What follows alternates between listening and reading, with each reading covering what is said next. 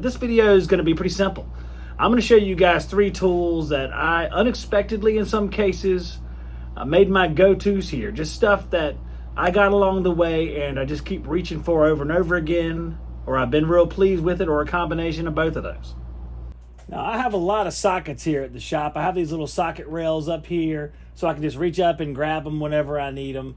A lot of times I'll use one of these adapters right here in my impact driver and throw on one of the sockets, or sometimes I just used a socket wrench. But this set right here, I've been so pleased with it, and it's just my favorite set of sockets in my shop. These are Milwaukee impact sockets. I love them because they're so easy to read. They fit on this rail they come with so well, and they're just a pleasure to use. They've held up wonderfully. I've had them for about probably a year or so. There is the adapter right here that goes to your impact driver. This piece has become a little bit loose, but I stick the adapter on a magnetic rail that I can just grab. Some of the adapters I've kind of drilled holes with up here, and you can see that you can just slide those out. But this one was supposed to go right here, and it does hold it, but it's a little bit loose, so it doesn't take much to get it to fall out. All right, I have my trusty Makita, or as I like to call, Makita.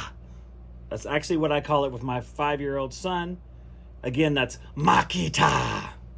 Wait, let me demonstrate that better. Makita. We'll drill ourselves a little pilot hole with the Makita. Biggest complaint with the old Makita here is the fact that it likes to slip into that hammer mode. You got to be careful, because one little click right there and it slips over there, so your hand gets in the way. You're tightening it up here, and sometimes you go into hammer mode, you get a little bit of the rat-a-tat.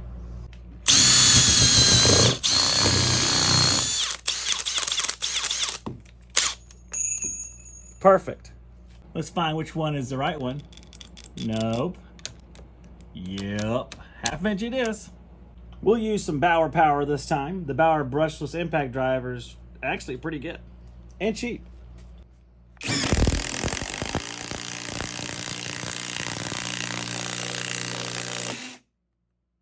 The next one is not really a tool per se, but it's something that I got at Harbor Freight the other day. I had to get some kind of apparatus put together to move furniture because I redo so much furniture, and some of it's quite large. This bad boy right here is a buffet, and it had some issues, and I redid the top of it a little bit, tried to save it with some Restoro finish from Howard's, I think it is. Yes, it was Howard Restoro finish. Yes, that's what it was. That was all well and good, but I have to actually move this thing. It's sitting up on a table right now. Let me show you.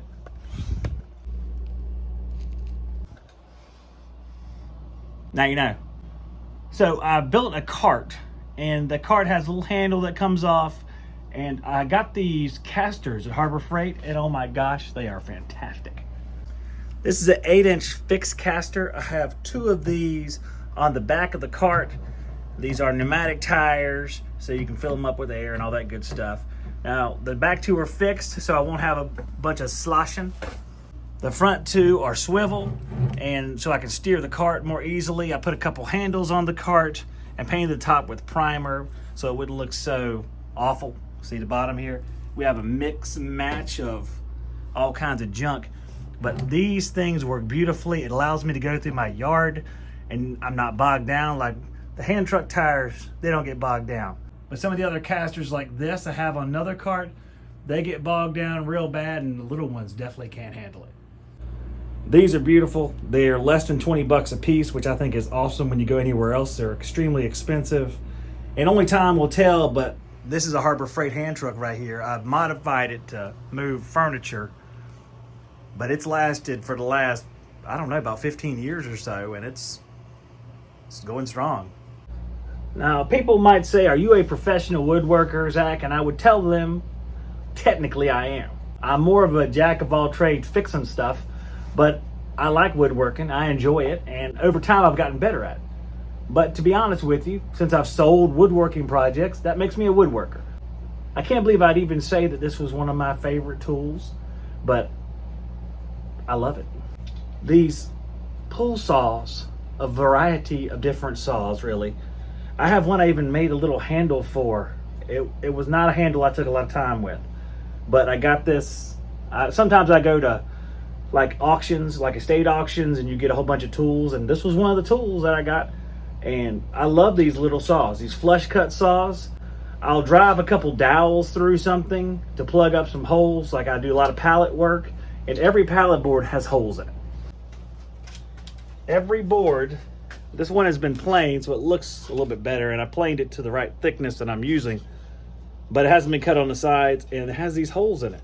So I can come along, and I went to Dollar Tree. That's right. That's the kind of person y'all are dealing with here. And they have these skewers they sell.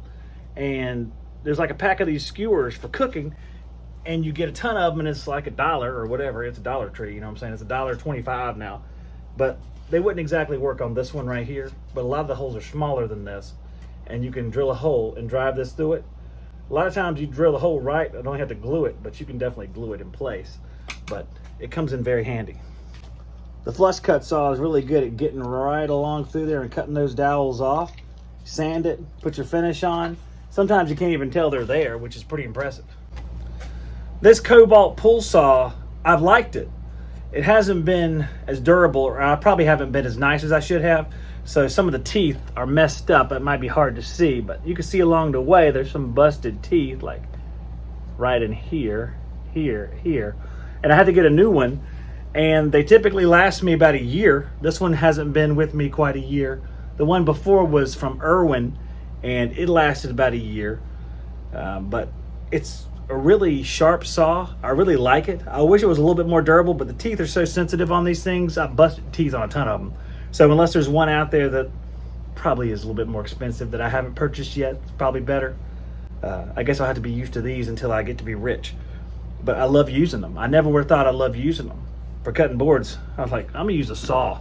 I'm gonna get a circular saw. Now, I use this more than the circular saw. It's unreal, unbelievable. And once you get the hang of it, it's pretty fast and easy too.